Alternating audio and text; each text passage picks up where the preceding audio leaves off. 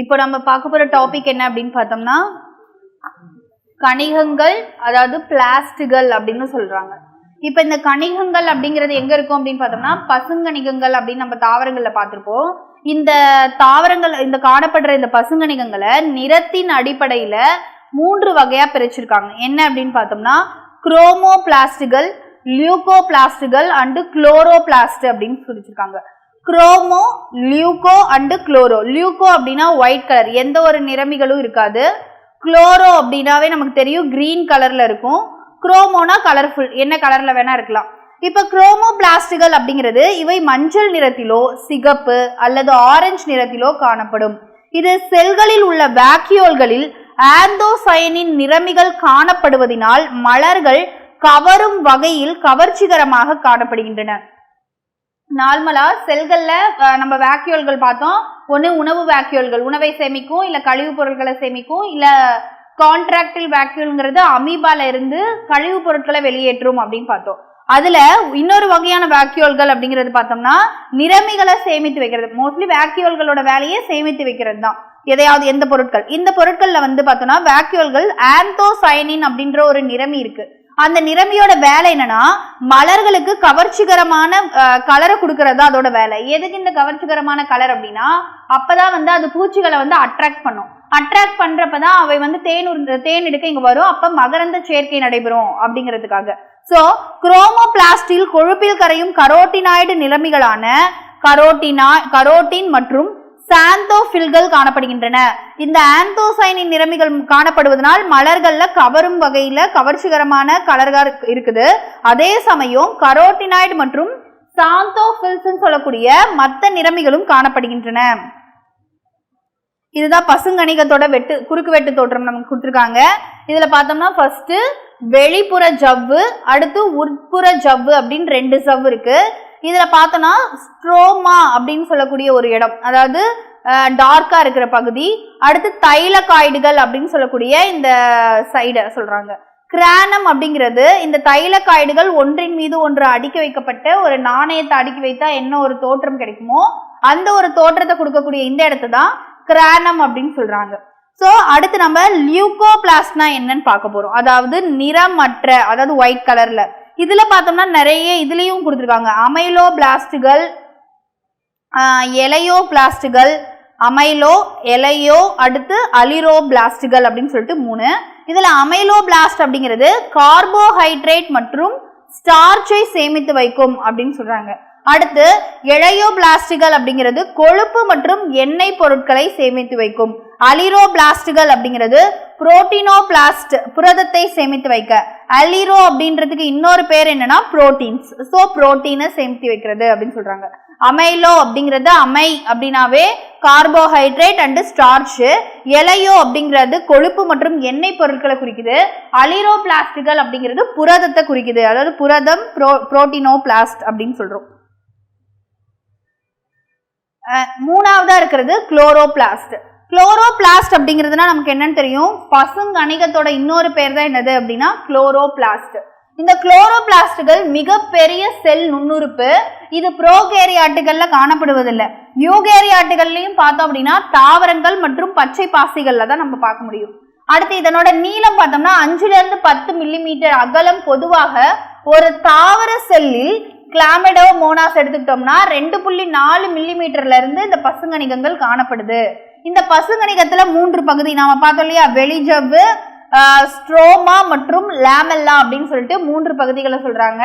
அதுல வெளிஜவ்வு அப்படிங்கிறது 2 லிப்போ புரதத்தினால் ஆன அழகு ஜவ்வினால் ஆனது. இதோட அகலம் பார்த்தோம்னா 90 முதல் 100 ஆம்ஸ்ட்ராங் வரைக்கும் இருக்கும். அதாவது ஆம்ஸ்ட்ராங் அப்படிங்கிறத 10⁻⁻10 அப்படின்னு சொல்லுவோம், அந்த அளவுக்கு சின்னது. அடுத்து ஸ்ட்ரோமா அப்படிங்கிறது புரதத்தால் ஆனது. இந்த வெளிசவ்வு லிப்போ புரதத்தினால் ஆனது. இந்த ஸ்ட்ரோமா அப்படிங்கிறது புரதத்தினால் ஆனது. இந்த புரதம் 50 to 60%, அடுத்து லிப்பிட்ல ஒரு 30%, மிச்சம் கார்போஹைட்ரேட்டுகள் மற்றும் கரோட்டினாய்டுகள், விட்டமின் மற்றும் 70s ரிபோசோம்கள், அதாவது பிளாஸ்டினோ ரைபோசோம்கள், கனிமங்கள் ஆகியவை காணப்படுகின்றன. ஸ்ட்ரோமா அப்படின்ற பகுதியில தான் பார்த்தோம்னா புரதம், கார்போஹைட்ரேட், கரோட்டினாய்டு, விட்டமின்லாம் காணப்படுது. அப்புறம் சில கனிமங்களும் காணப்படுதுன்னு சொல்லிட்டாங்க. என்னென்ன? Fe, iron, magnesium, copper, manganese, zinc மற்றும் கோபால்ட் அப்படின்னு சொல்லக்கூடிய சில கனிமங்களும் காணப்படுது. அடுத்து லேமெல்லா அப்படின்னு எடுத்துக்கிட்டோம்னா அதுல என்னென்ன கனிமங்கள் இருக்கு அப்படின்னு பார்த்தோம்னா பசுங்கணிகத்தின் கட்டுமான அழகுதான் தைலகாய்டு அப்படின்னு சொல்றாங்க. பசுங்கணிகத்தின் கட்டுமான அழகு அப்படிங்கிறது தைலகாய்டு. இந்த தைலகாய்டுகள் ஒன்றின் மீது ஒன்றாக அடுக்கப்பட்டு இதுதான் என்ன அமைப்பை உருவாக்குது அப்படின்னு பார்த்தோம்னா கிரானா அப்படின்னு சொல்லக்கூடிய ஒரு அமைப்பை உருவாக்குது. அப்ப ஒன்றின் மீது ஒன்று அடுக்கப்பட்ட அந்த தைலகாய்டுகள் எவ்வளவு இருக்கும் அப்படின்னா கிட்டத்தட்ட 2 இருந்து 100 தைலகாய்டுகள் ஒன்றின் மீது ஒன்று அடுக்கப்பட்டு இந்த கிரானா அப்படின்றது உருவாக்கப்படுகிறது. தைலகாய்டுகளின் உட்ஜவ்வில் தான் குவாண்டோசோம்கள் அப்படின்ற ஒரு சோம்கள் இருக்கு. இந்த குவாண்டோசோம்களோட வேலை என்ன அப்படின்னு பார்த்தோம்னா இதுல 230 குளோரோஃபில் மூலக்கூறுகள் இருக்கு. அதாவது 230 குளோரோஃபில்கள் அப்படின்னு பார்த்தோம்னா அது கூட 50 கரோட்டினாய்டுகளும் இருக்கு. இந்த குவாண்டோசோம்ல ஒரு மூலக்கூறு குளோரோஃபில் ஏவினை மையம் அல்லது ஒளி மையமாக அதாவது PS-I = P700 மற்றும் PS-2 = P680 அப்படியா செயல்படுகிறது. இந்த இடத்துல போட்டோசிந்தசிஸ் 1, போட்டோசிந்தசிஸ் 2. அப்ப இந்த குவாண்டோசோம்ல இருக்க இந்த குளோரோஃபில் ஏ P700ஆவோ இல்ல P680ஆவோ செயல்படுது அப்படின்னு சொல்றாங்க. கார்போஹைட்ரேட் மற்றும் புரத சேர்க்கைக்கு தேவையான நொதிகளை இவை கொண்டுள்ளன. ஏன் அப்படின்னா இங்கதான் போட்டோசிந்தசிஸ் நடக்குது. ஸோ போட்டோசிந்தசிஸ் நடக்கிறதுக்கு தேவையான எல்லா நொதிகளுமே இது கிட்ட இருக்கு அப்படின்னு சொல்றாங்க. அடுத்து இரட்டை இலை வட்ட வடிவிலான டிஎன்ஏ மற்றும் இதுல ரைபோசோம்கள் இருக்கு. முக்கியமா பார்த்தோம்னா மைட்டோகாண்ட்ரியாலையும் அடுத்து இந்த பசுங்கணிகத்திலையும் மட்டும்தான் நாம சொன்ன இந்த டிஎன்ஏ மற்றும் இந்த 70S ரைபோசோம்ஸ் இருக்கும். இந்த பசுங்கணிகம் மற்றும் மைட்டோகாண்ட்ரியா இவை இரண்டும் செல்லுக்குள் காணப்படும் செல். இது ஆரம்பத்திலே சொல்லியிருப்போம். மைட்டோகாண்ட்ரியா மற்றும் இந்த பசுங்கணிகத்தை செல்லுக்குள் காணப்படும் செல் அப்படின்னு சொல்லுவோம். ஏன் அப்படின்னா செல் எப்படி 1, 2 பிரியுதோ அதே போல இந்த செல்லுக்குள்ள இருக்க இந்த நுண் உறுப்புகளும் தன்னைத்தானே என்ன பண்ணிக்கும் அப்படின்னா பெருக்கிக்கும். அதாவது 1, 2 மாறிக்கும் அப்படின்னு சொல்றாங்க. அடுத்து நெக்ஸ்ட் டாபிக் ரைபோசோம்ஸ். நாம இது வரைக்கும் ரைபோசோம் 70S அப்படிலாம் பார்த்தோம் இல்லையா. அந்த ரைபோசோம்கள்லாம் என்ன அப்படின்னா இதனை எலக்ட்ரான் நுண்ணோக்கி மூலம் ஃபர்ஸ்ட் ஜார்ஜ் பாலடே அப்படின்றவர் 1753 கண்டுபிடிச்சிருக்காரு. ஃபர்ஸ்ட் எலக்ட்ரான் நுண்ணோக்கி வந்ததுக்கு அப்புறம் தான் செல்லுக்குள்ள இருக்க நுண் உறுப்புகளோட அமைப்பை நம்ம பார்த்தோம். அப்படி பாக்குறப்ப ஜார்ஜ் பாலிடே அப்படின்றவர் தான் 1953 கண்டுபிடிச்சாரு. இது RNA மற்றும் புரதங்களால் ஆனது. இதை சூழ்ந்து எந்த சவ்வும் காணப்படுவதில்லை. இந்த ரைபோசோம்ஸையும் சென்ட்ரியோல்களையும் சூழ்ந்து எந்த ஒரு சவ்வும் காணப்படுவது இல்லை அப்படின்னு சொல்றாங்க. இதுல பார்த்தோம்னா அனைத்து தாவர மற்றும் விலங்கு செல்களில் ரைபோசோம்கள் காணப்படுகின்றன. அதாவது இந்த ரைபோசோம்கள் மட்டும்தான் பார்த்தோம்னா புரோகேரியாட் மற்றும் யூகேரியாட்னு சொல்லக்கூடிய 2 வகையான செல்களிலுமே காணப்படும். அதே போல தாவர மற்றும் விலங்கு செல்களிலும் காணப்படும். ஏன் அப்படின்னா எல்லாத்துக்குமே புரதம் அப்படிங்கிறது ரொம்ப முக்கியம். ஸோ இந்த புரதத்தை உற்பத்தி செய்யறது யாரு அப்படின்னு பார்த்தோம்னா இந்த ரைபோசோம்கள். அதனால எல்லா வகையான செல்களிலுமே இந்த ரைபோசோம்கள் அப்படின்ற அமைப்பு இருக்கு. இந்த ரைபோசோம்கள் நுண்ணுறுப்பினில் காணப்படும் நுண்ணுறுப்புகள் என அழைக்கப்படுகின்றன. நுண்ணுறுப்பினுள் காணப்படும் நுண்ணுறுப்புகள் என இருக்கிறதுல ரொம்ப ஸ்மாலஸ்ட் சைஸ் அப்படின்னு பார்த்தோம்னா இந்த ரிபோசோம்ஸ் தான். முதிர்ச்சி அடைந்த இரத்த சிவப்பணுக்கள் மற்றும் விந்தணுக்களில் காணப்பட மாட்டாது. சவ்வற்ற செல் நுண்ணுறுப்பு எனவும் இது அழைக்கப்படுகிறது. ஏன் இதை சவ்வற்ற செல் நுண்ணுறுப்பு அப்படின்னு சொல்றோம்னா இதுல வந்துட்டு எந்த ஒரு ஜவ்வு, இப்ப மைட்டோகாண்ட்ரியான்னு எடுத்துக்கிட்டோம்னா உள் ஜவ்வு வெளி ஜவ்வு அப்படின்னு சொல்லிட்டு 2 இருக்கு இல்லையா. அந்த மாதிரி இதுல எந்த ஒரு செல் ஜவ்வும் காணப்படல. அதே போல ரைபோசோம்கள் 2 வகைப்படும். நம்ம முன்ன சொன்னதுதான் 70S ரிபோசோம்ஸ் அண்ட் 80 ரிபோசோம். இதோட 70S ஓட துணை அலகுகள் அப்படின்னு பார்த்தோம்னா இது 2ஆ பிரியும். எப்படி 50S + 30S அப்படின்னு பிரியும். அதே போல இந்த 80S ரிபோசோமும் 2ஆ பிரியும். 60S + 40S அப்படின்னு பிரியுது. இப்ப நமக்கு இந்த துணை அலகுகள் இங்க அமைப்பா கொடுத்திருக்காங்க, இங்க ஸ்ட்ரக்சர்ல கொடுத்திருக்காங்க. இதுதான் பார்த்தோம்னா ரைபோசோம். இது பெரிய துணை அலகு அப்படிங்கிறது நம்ம சொன்னோம் இல்லையா, அந்த 70S 2ஆ பிரியும்ட்டு. அதுல இருக்க அந்த 70S இப்ப எப்படி 2ஆ பிரியும், 50S + 30s பிரியும். ஸோ இது 70s ஓடது. இப்படி ரெண்டா பிரியறப்போ இதுதான் பெரிய துணை அலகு, இது கீழே இருக்கிறது சின்ன துணை அலகு. இந்த இடத்துல எப்ப மெக்னீசியம் அப்படின்ற ஒரு கனிமத்தோட அளவு அதிகமா இருக்கோ, அதாவது புரத உற்பத்தி அப்போ அதிகமா இருக்கோ, அப்ப என்ன ஆகும்னா இதுக்கு நடுவுல mRNA போகும். முதல்ல இந்த ஸ்மாலர் சப் யூனிட்னு சொல்லக்கூடிய சிறிய துணை அலகு வந்து ஒட்டிக்கும். அதுக்கப்புறம் பெரிய துணை அலகு ஒட்டினோன்னே அங்க புரத உற்பத்தி ஸ்டார்ட் ஆயிடும் அப்படின்னு சொல்றாங்க. இப்ப ஃபர்ஸ்ட் நமக்கு 70s ரிபோசோம்ஸ் கொடுத்திருக்காங்க. இது பாக்டீரியா, நீல பசும் பாசிகள் மற்றும் பசுங்கணிகங்கள் மைட்டோகாண்ட்ரியாவில் காணப்படுகின்றன. 70s ரிபோசோம்ஸ் எங்க காணப்படும்னா முதல்ல புரோகேரியாட்ல தான் அதிகமா காணப்படுது. அடுத்து 2 துணை அலகுகள் எப்படி பிரியும்? 30s plus 50s. அந்த 30s எப்படி பிரியுது அப்படின்னு பார்த்தோம்னா 16s and 16s rRNA and 21 புரதங்கள். அதே போல 50s அப்படிங்கிறது 5s 23s rRNA and 34 புரதங்கள், அதாவது 34 புரதங்கள். நம்ம இந்த எஸ்ல கொடுத்திருக்கிறது மட்டும் தான் பார்க்கணும். அப்படி பார்க்கறப்ப இந்த 30s மேலும் பிரியறப்ப எப்படி பிரியுதுன்னா 16s rRNAவாவும் 50ங்கிறது 5 23s அப்படின்னு பிரியுது. இந்த இடத்துல எஸ்ங்கிறது எதை குறிக்குது அப்படின்னு பார்த்தோம்னா செடிமெண்டேஷன் கோஎஃபிஷியன்ட், அதாவது வீல் படிவாதல் குணகம் அப்படின்னு சொல்லக்கூடிய அந்த அழகு குறிக்குது. இதன் செயல்பாட்டை குளோரோமைசிட்டின் என்ற உயிர் எதிர்பொருள் தடுக்கிறது. யாரோட செயல்பாட்டை தடுக்குது அப்படின்னு பார்த்தோம்னா ரைபோசோம்களோட செயல்பாட்டை தடுக்கக்கூடிய ஒரு வேதிப்பொருள் அல்லது எதிர்பொருள் என்ன அப்படின்னு கேட்டா நம்ம என்ன சொல்லணும்? குளோரோமைசிட்டின் அப்படின்ற உயிரி எதிர்பொருள், அதாவது பயோ ஆன்டி ஆக்சிடென்ட்ஸ் ஆன்டிபயோட்டிக்ஸ் சொல்லுவோம் இல்லையா, அந்த ஆன்டிபயோட்டிக்ஸ் பேரு குளோரோமைசிட்டின். இது ரைபோசோம்களோட செயல்பாட்டை தடுக்குது அப்படின்னு சொல்றாங்க. இது வரைக்கும் நம்ம 70s பார்த்துட்டோம். இப்ப 80s ரிபோசோம் அப்படின்னு பார்த்தோம்னா யூகேரியாட்டிக்ல இருக்கும். 70s எப்படி இருக்கும்னா புரோகேரியாட்டிக்கல்ல இருக்கும்.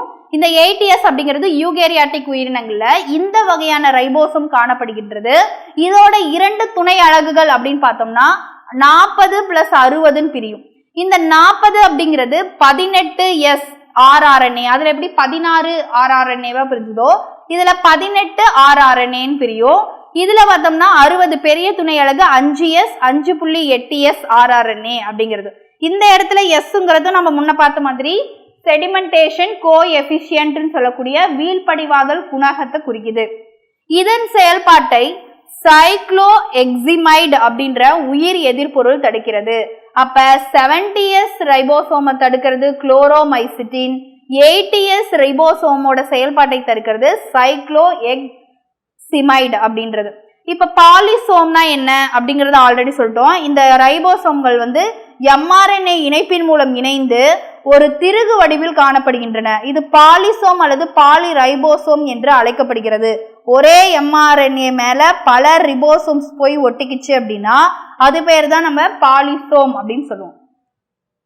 யூகேரியாட்டிக் உயிரினங்களில் ரைபோசோம் RNAக்கள் நியூக்ளியோலஸ் பகுதியில் உருவாகின்றன. இதனால் நியூக்ளியோலஸ் ரைபோசோம்களின் தொழிற்சாலை என்று அழைக்கப்படுகிறது. ஏன் வந்து இந்த நியூக்ளியோலஸை வந்து ரைபோசோம்களின் தொழிற்சாலைன்னு சொல்றோம் அப்படின்னா நியூக்ளியோலஸ், அதாவது நியூக்ளியஸ் சொல்லக்கூடிய உட்கருக்குள்ள இருக்க உட்கரு மணி தான் இந்த ரைபோசோம்களை உருவாக்குது. அதனால ரைபோசோம்களை உருவாக்கக்கூடிய தொழிற்சாலை எது அப்படின்னு சொன்னா நம்ம நியூக்ளியோலஸ் அப்படின்னு சொல்லணும். நெக்ஸ்ட் புரோகேரியாட் உயிரினங்கள்ல என்ன ரைபோசோம் அதிகமா இருக்குன்னா 70s. அந்த புரோகேரியாட்டிக் உயிரினங்களில் ரைபோசோம்கள் RNAக்கள் சைட்டோபிளாசத்தில் உருவாகின்றன. இப்ப நம்ம வந்து யூகேரியாட்டுகள்ல ரைபோசோம் எங்க உருவாகுதுன்னா உட்கருக்குள்ள இருக்க உட்கரு மணியில உருவாகுதுன்னு சொல்லுவோம். இதுவே புரோகேரியாட்டுக்குள்ள உட்கரு எது உட்கரு மணி எது அப்படின்னு நம்மளால பிரிச்சு பார்க்க முடியாது. அப்ப அங்க எங்க உருவாகுது அப்படின்னு பார்த்தோம்னா சைட்டோபிளாசத்தில் உருவாகின்றன அப்படின்னு கொடுத்திருக்காங்க. நெக்ஸ்ட் இந்த நம்ம செல்கள்ல இருக்க நுண் உறுப்புகள்லயே புரத உற்பத்திக்கு மையமாக செயல்படுறது எது அப்படின்னு பார்த்தோம்னா இந்த ரைபோசோம்கள். இந்த ரைபோசோம்கள் தான் என்ன பண்ணுது அப்படின்னா புரத உற்பத்திக்கு முக்கியமான ஒரு விஷயம். நம்ம ஆரம்பத்துல இருந்தே ஒரு வார்த்தையை பார்த்துட்டு இருப்போம், இந்த ரைபோசோம் புரத உற்பத்தி.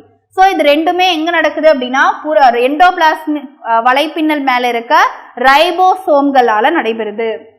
அடுத்து பார்த்தோம்னா செல் சட்டகம்னு சொல்லக்கூடிய சைட்டோஸ்கெலிட்டன் structure.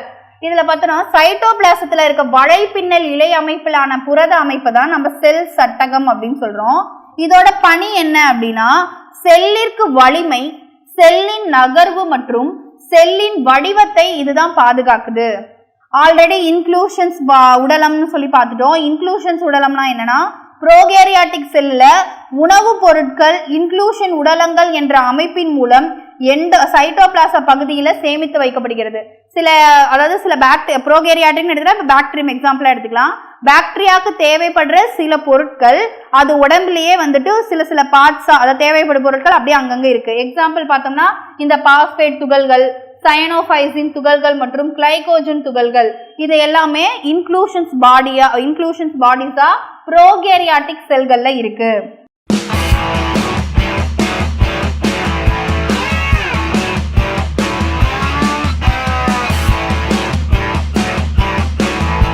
Future Vision Study Center, SKS Hospital Road, opposite to Hotel Lakshmi Prakash, near New Bus Stand, Salem. Cell 90420 30163.